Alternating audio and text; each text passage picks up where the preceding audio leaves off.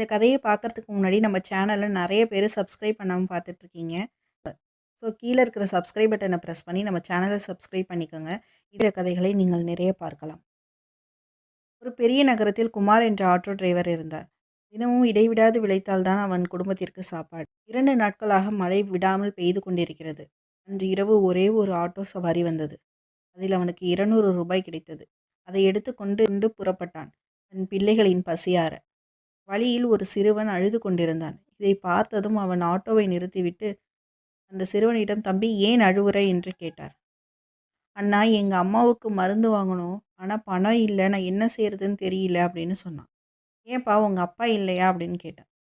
"எனக்கு அப்பா இல்லண்ணா. எங்க அம்மா தான் எனக்கு எல்லாமே. ஆனா எங்க அம்மாவுக்கும் உடம்பு சரியில்ல. யார்கிட்ட மருந்து வாங்க காசு கேட்டாலும் இல்லன்னு சொல்றாங்க. என்ன பண்றதுன்னே தெரியலன்னு" அந்த பையன் சொல்றான்.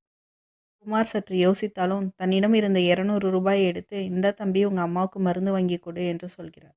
அந்த சிறுவனும் அதை வாங்கிக் கொண்டு அழுதபடியே குமாரை அணைத்துக் கொள்கிறான். குமார் மீண்டும் காலியான பையுடன் தனது ஆட்டோவை இயக்குகிறார். அச்சோ! தன் பிள்ளைகளுக்கு என்ன பதில் சொல்வது? அவர்களுக்கு உணவு வாங்கித் தர பணமே இல்லையே என்று எண்ணுகிறார். அப்போது ஒரு பெரிய மனிதர் ஒருவர் ஆட்டோவை நிறுத்துகிறார். "தம்பி, நான் ஒரு முக்கியமான இடத்துக்கு போணும்.